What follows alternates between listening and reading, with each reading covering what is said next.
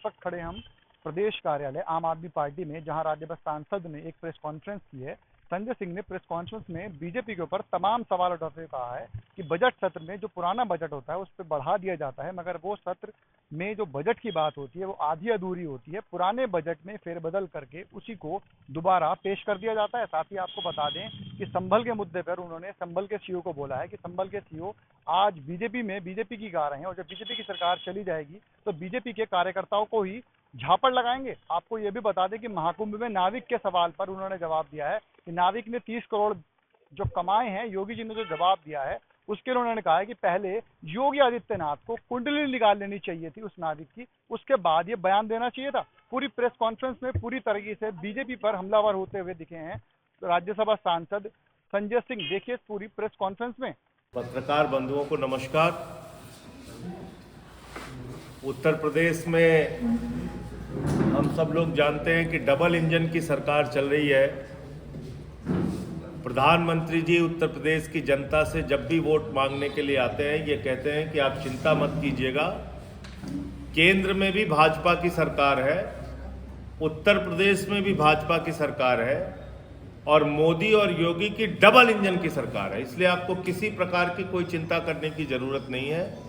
आपको हर सुविधाएं मुहैया कराई जाएंगी, सब चीजों का ख्याल रखा जाएगा। जो नफरती एजेंडा है भारतीय जनता पार्टी का, जिस एजेंडे के नीचे ये सच्चाई को छिपाना चाहते हैं, उससे आपको रूबरू कराना चाहता हूं। उत्तर प्रदेश की इन्होंने क्या हालत बना रखी है, किन किन क्षेत्रों में कितनी दुर्दशा की है, वो मैं आपके सामने आंकड़ेवार रखना चाहता हूं। और खास तौर से क्योंकि ये बजट का सत्र था, उत्तर प्रदेश के बजट में बड़े बड़े दावे किए गए, लेकिन उसके बारे में जो गंभीर चर्चा होनी चाहिए थी, जिस प्रकार से उत्तर प्रदेश के किसानों को, नौजवानों को, माताओं बहनों को, आम इंसान को ये जानने की कोशिश करना चाहिए था कि क्या हुआ है उनके लिए इस बजट में, वो प्रयास नहीं किया गया। मैं थोड़ी कोशिश कर रहा हूं। उत्तर प्रदेश के अंदर 23-24 में education, sports, arts and culture यानी कि शिक्षा, खेल, कला और संस्कृति विभाग के लिए 85,000 करोड़ रुपए का बजट निर्धारित किया गया। 73,000 करोड़ रुपए खर्च किया गया, यानी जो बजट निर्धारित किया गया उससे भी 14% कम बजट खर्च किया गया। शिक्षा के क्षेत्र में, स्वास्थ्य के क्षेत्र में उससे भी बुरी हालत है। स्वास्थ्य के क्षेत्र में 47,000 करोड़ रुपए बजट के अंदर प्रावधान किया गया और खर्च किया गया 28,911 करोड़ रुपए, यानी कि जो बजट स्वास्थ्य जैसे क्षेत्र में स्वास्थ्य क्षेत्र की कितनी बदहाली है, अस्पतालों का कितना बुरा हाल है, हम लोग देखते हैं मोमबत्ती की रोशनी में ऑपरेशन करते हुए दृश्य, हम लोग देखते हैं अस्पतालों में बेड पर कुत्तों को बैठे हुए, हम लोग देखते हैं कि कोरोना की महामारी में उत्तर प्रदेश का क्या हाल हुआ। उस स्वास्थ्य के क्षेत्र में जो बजट निर्धारित किया गया था उसका 39% कम बजट खर्च किया गया। 39% बजट खर्च किया गया स्वास्थ्य के क्षेत्र में। शिक्षा के क्षेत्र में 14% बजट कम खर्च किया गया। अब आते हैं वाटर सप्लाई के क्षेत्र में। वाटर सप्लाई और सैनिटेशन, जल आपूर्ति और स्वच्छता के क्षेत्र में 24,000 करोड़ रुपए निर्धारित किया गया, 20,000 करोड़ रुपए खर्च किया गया, 18% बजट खर्च नहीं किया गया। नगर विकास के क्षेत्र में 28,000 करोड़ रुपए निर्धारित किया गया, 28,465 करोड़ रुपए निर्धारित किया गया, 27,795 करोड़ रुपए खर्च किया गया, 2% पैसा खर्च नहीं किया गया।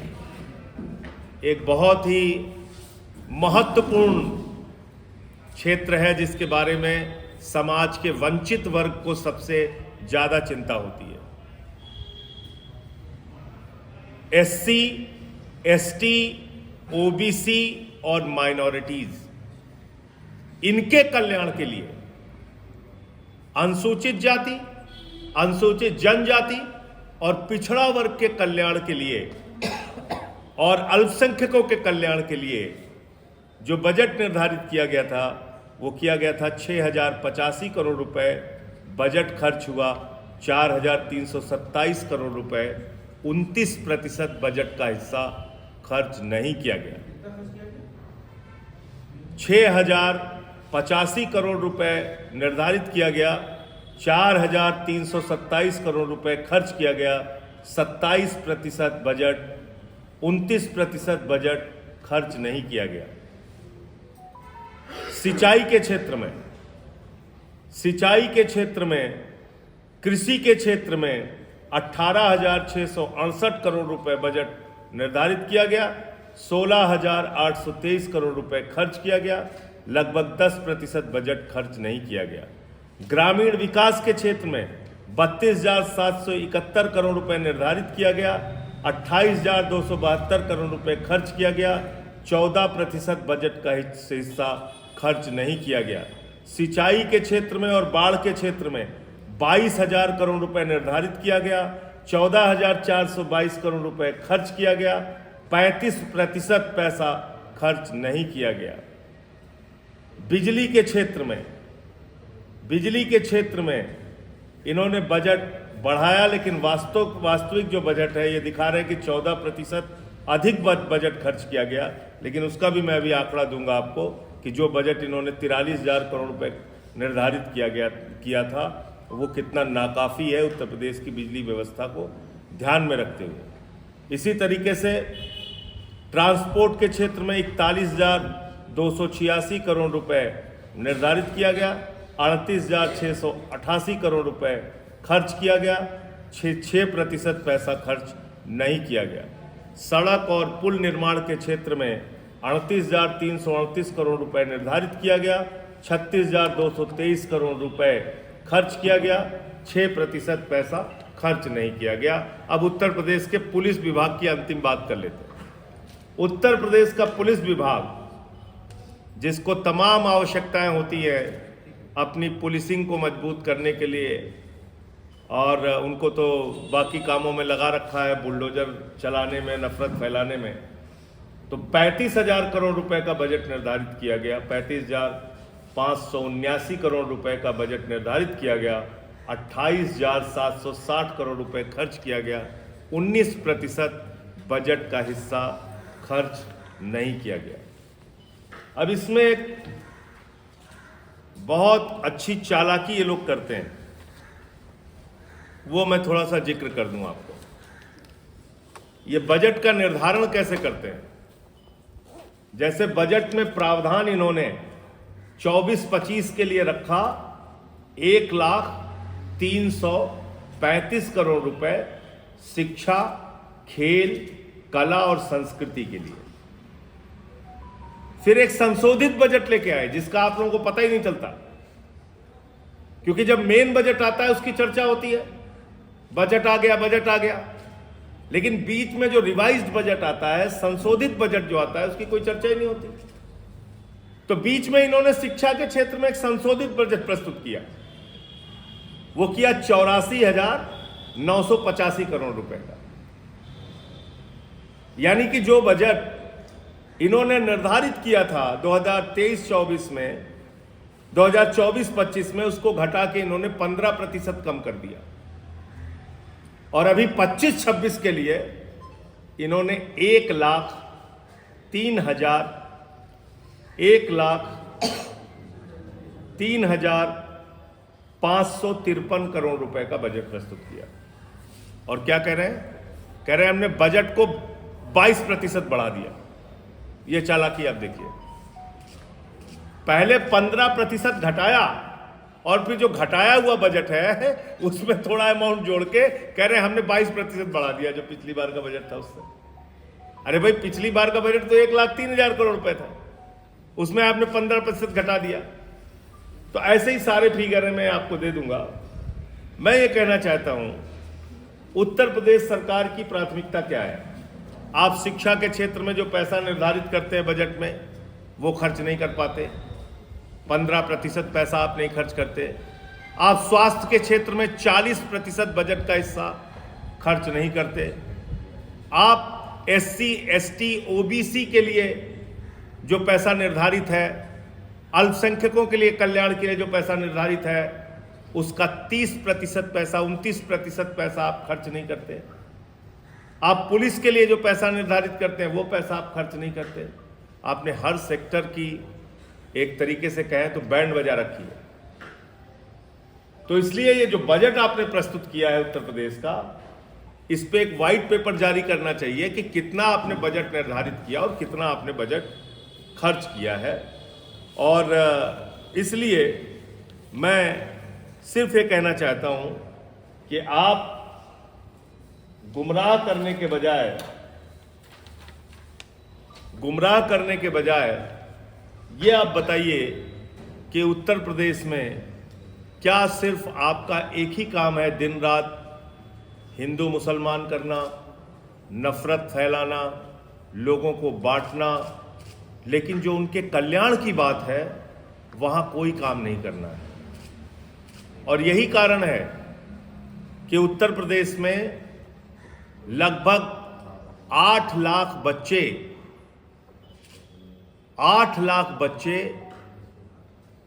8 महीने के अंदर सरकारी स्कूलों की शिक्षा छोड़ चुके हैं। ये मैं नहीं कह रहा हूं, ये भारत सरकार का आंकड़ा है जो पार्लियामेंट में दिया गया जयंत चौधरी जी के द्वारा, जो शिक्षा राज्य मंत्री हैं केंद्र सरकार के।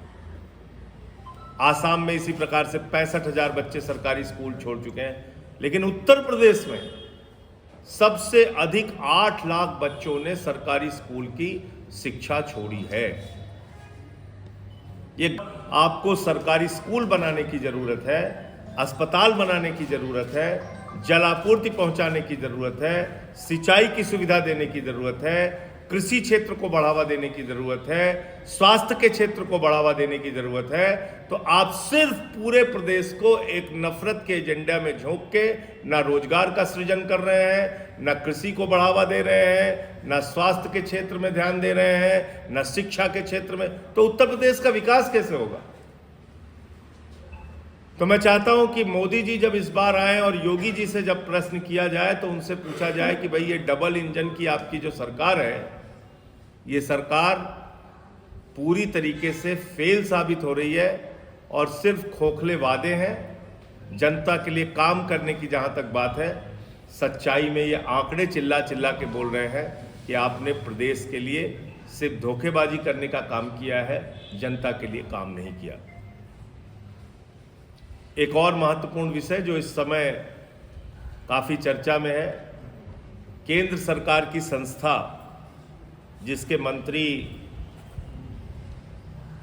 भूपेंद्र यादव जी हैं, उसके अधीन आने वाली संस्था सेंट्रल पोल्यूशन कंट्रोल बोर्ड, उस सेंट्रल पोल्यूशन कंट्रोल बोर्ड ने गंगा नदी के पानी के बारे में जो रिपोर्ट दी वो बहुत चौंकाने वाली है। उस रिपोर्ट में कहा गया कि गंगा का पानी इतना प्रदूषित हो गया है कि याचमन करने लायक भी नहीं है, नहाने लायक भी नहीं है। वो पानी आपके नहाने पर, उसका इस्तेमाल करने पे बीमारियों को जन्म दे सकता है।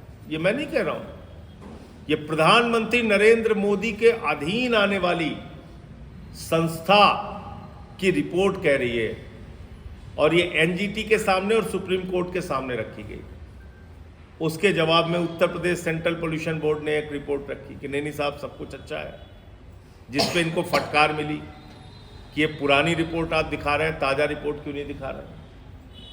तो मैं ये कहना चाहता हूं कि मां गंगे को धोखा देने का काम मत कीजिए। नमामि गंगे योजना में 40,000 करोड़ रुपए प्रधानमंत्री जी खर्च कर चुके हैं।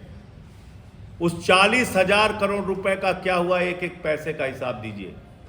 कानपुर में चलिए गंगा प्रदूषित, प्रयागराज में चलिए, काशी में चलिए, नालों का पानी गंगा नदी में जा रहा है। चलिए आप देखिए उत्तर प्रदेश में क्या हालत है गंगा की, क्या हालत है यमुना की। आप हरियाणा में, अब आप दिल्ली में भी आ गए, उत्तर प्रदेश में आप, सेंटर में आप, कितना पैसा चाहिए आपको? हजारों करोड़ रुपए आपने पानी की तरह बहाया, अभी भी आप गंगा का प्रदूषण दूर नहीं कर पाए, अभी भी आप यमुना को साफ नहीं कर पाए। सवाल बार बार दिल्ली की एक सरकार से आप पूछते रहते थे, अब तो हर जगह आपकी सरकार है। तो इस एक एक रुपए का हिसाब हम लोगों को चाहिए। 40,000 करोड़ रुपए प्रधानमंत्री ने नमामि गंगे योजना में कहां खर्च किया, और अगर इसके बारे में स्पष्टता के साथ केंद्र सरकार और राज्य सरकार नहीं बताती है तो आम आदमी पार्टी पूरे प्रदेश के अंदर इसको लेकर अभियान चलाएगी, आंदोलन करेगी। गंगा जहां जहां प्रदूषित है वहां जाकर हम लोग इसको एक बड़ा मुद्दा बनाने का काम करेंगे। मुझे इतनी बात कहनी थी। आज की प्रेस कॉन्फ्रेंस का मकसद यही था कि ये बजट के साथ जो इन्होंने खेल किया है उस खेल की जानकारी आपको दी जाए। आपके कोई प्रश्न हो तो आप पूछ सकते हैं। अभी दिल्ली सरकार ने आज 2500 रुपए वो महिलाओं के खाते में डालने जा रहे हैं। दिल्ली की सरकार क्या डालने जा रहे हैं? 2500 पढ़ा आपने उसको? प्रधानमंत्री जी ने कहा था, देखिए ये फिर वही आ गई बात।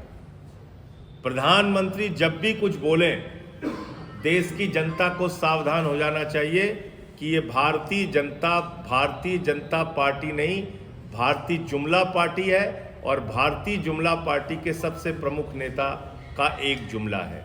क्या बोला था प्रधानमंत्री जी ने? दिल्ली की हर महिला के खाते में 8 मार्च को 2500 रुपए पहुंच जाएगा। अब आप उसमें क्या कह रहे हैं? अब आपने उसमें इतने नियम बना दिए कि मुझे लगता है 10% से ज्यादा महिलाओं को आप इस योजना का लाभ नहीं दे पाएंगे। दिल्ली की 90% महिलाओं को इस योजना से आप वंचित रखेंगे। इतने सारे आपने उसमें क्लॉज बना दिए, इतने सारे रोक आपने लगा दिए। जैसे मैं आयुष्मान योजना के बारे में कहता हूं कि अगर आपके घर में फटफटिया स्कूटर है तो आपको आयुष्मान योजना का लाभ नहीं मिलेगा। आपका पक्का मकान है तो आयुष्मान योजना का लाभ नहीं मिलेगा। 10,000 महीने की आमदनी है तो आयुष्मान योजना का लाभ नहीं मिलेगा। इसी प्रकार से आपने ये एक बार फिर प्रधानमंत्री जी ने दिल्ली की जनता के साथ जुमला बोलने का काम किया है, और उनका वादा एक धोखा साबित हुआ है। और प्रधानमंत्री जी से मैं ये कहना चाहता हूं कि अब वास्तव में आपकी पार्टी का नाम भारतीय जुमला पार्टी हो चुका है। अब झूठ और जुमला बोलना बंद कर दीजिए। देश की जनता को मैं सावधान करना चाहता हूं विनम्रतापूर्वक कि जब भी प्रधानमंत्री जी बोले कुछ तो उससे कृपया करके बहुत जांच पड़ताल करके ही उसके ऊपर भरोसा कीजिए। और भरोसा करने लायक कुछ है भी नहीं। यहाँ यूपी में तो आए थे चुनाव के पहले, 22 के पहले हम लोगों ने सुना था, कहा था यूपी के नौजवानों चिंता मत करना, गोबर से रोजगार दे देंगे आपको। गोबर से रोजगार दे रहे थे हमारे नौजवानों को, यूपी वालों को। और अपने दोस्तों को क्या देते हैं? लाखों हजारों करोड़ का व्यापार, लाखों हजारों करोड़ की कर्ज माफी। तो आपके दोस्तों को लाखों हजारों करोड़ का उद्योग धंधा मिलेगा, देश की संपत्तियां मिलेंगी। आपके दोस्त मिलकर इस देश को लूटेंगे।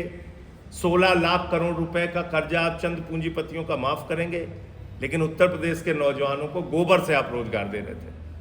क्या हुआ उस गोबर के रोजगार का? ये पूछना चाहिए प्रधानमंत्री जी से। और योगी आदित्यनाथ जी, मैं सुनता हूं उनका असेंबली का भाषण, बहादुरी में रोज गाली गलौज, जिसको हड़काना उसको धमकाना, इसको उठा लेंगे उसको गिरा देंगे, उसको उल्टा लटका देंगे। अरे भैया, प्रदेश के लिए क्या किए इसको तो बताओ। इस प्रदेश के नौजवानों के लिए क्या कर रहे हो? कृषि, शिक्षा, स्वास्थ्य, समाज कल्याण के लिए क्या कर रहे हो? कुछ बताइए ना आप। मैंने आंकड़ा तो रख दिया आपके सामने।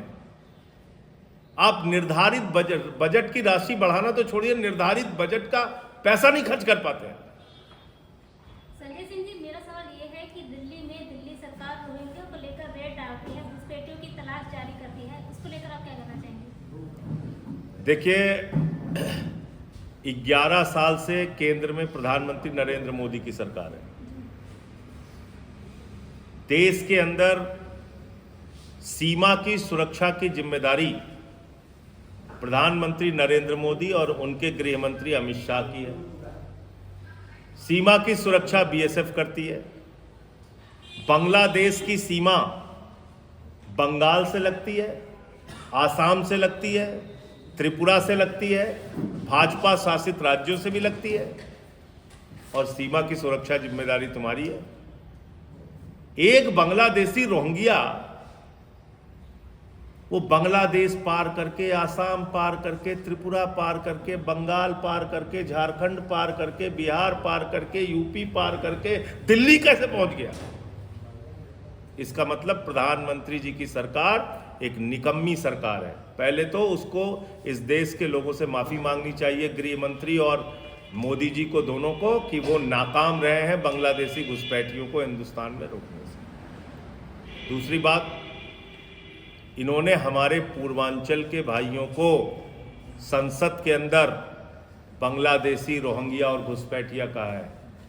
तो मैं सावधान करना चाहता हूँ, बांग्लादेशियों को खोजो, बांग्लादेशियों को पता करो, अगर कोई मिलता है उसको डिपोर्ट करो, लेकिन एक भी पूर्वांचल के आदमी को, उत्तर प्रदेश के व्यक्ति को अगर दिल्ली में छेड़छाड़ करने की कोशिश की तो फिर बहुत बुरे अंजाम होंगे, क्योंकि तुम यूपी बिहार के लोगों से भी परहेज करते हो। ये भाजपा की मानसिकता है। दिल्ली में रहने वाले यूपी बिहार के लोगों को ये लोग कीड़ा मकोड़ा समझते हैं। मैं वहाँ का सांसद हूँ, मैं आपको बता सकता हूँ। इसलिए ये सावधानी बरतना। 11 साल से तुम्हारी निकम्मी सरकार केंद्र में है, तुम कुछ नहीं कर पाए, और देश भर में घूम घूम के बांग्लादेशी घुसपैठिया कर रहे हो। कितने बांग्लादेशी घुसपैठियों को तुमने निकाला 11 साल में? बताओ ना जरा भाई। इस देश में कोई भी नाइजीरिया का नागरिक मिलेगा, बांग्लादेशी मिलेगा, पाकिस्तानी मिलेगा, उसको संजय सिंह भगा सकते हैं क्या? उसको डिपोर्ट कर सकते हैं सिर्फ प्रधानमंत्री नरेंद्र मोदी। कितने लोगों को डिपोर्ट किया आपने? आंकड़ा दीजिए देश के सामने। मैंने तो पार्लियामेंट में भी पूछा था। सर, आरएसएस के सारे लोग जो है कुंभ के मेले में आए हैं, डुबकी भी मारी, मगर भागवत जी जो है वहाँ पर नहीं पहुँच पाए। क्या वो सनातन धर्म से क्या दूर चले गए? भागवत जी से पूछिए। और देखिए, मैं ऐसा मानता हूँ कि इसमें भैया माँ गंगा तो हमेशा पवित्र है ना। हमारे हिंदू धर्म में तो यही मान्यता है कि जब एक आदमी की मृत्यु होने लगती है तब भी उसको गंगा जल दिया जाता है। तो माँ गंगा तो हमेशा पवित्र है। तो वीआईपी लोगों को तो वाकई बचना चाहिए था कि आप वहाँ जाके और भीड़ और अव्यवस्था न पैदा करें और अपने लिए वीआईपी सुविधाएं लेके आप वहाँ मेले को डिस्टर्ब ना करें। कुंभ में जितने अधिक से अधिक श्रद्धालु बाहर से गए और स्नान किए, वो ज़्यादा जरूरी हिस्सा था। तो भागवत जी गए कि नहीं गए, कि कौन गया कि नहीं गया, वो ज़्यादा महत्वपूर्ण नहीं है। श्रद्धालु जो हैं वो वहाँ पर गए और उन्होंने स्नान किया, वो महत्वपूर्ण है। और गंगा स्नान जो वीआईपी लोग हैं जिनको अभी बचे रह गए हैं, वो लोग जाके अभी बाद में कर लें, उसमें क्या दिक्कत है। ठीक है, थैंक यू। कि संबल के सीओ के बयान को आप लोग ज़्यादा प्राथमिकता दे रहे हैं। उसका काम है कानून व्यवस्था बनाए रखना। वो लफंडरों की तरह रोज बयान देता रहता है, ये ठीक बात नहीं है।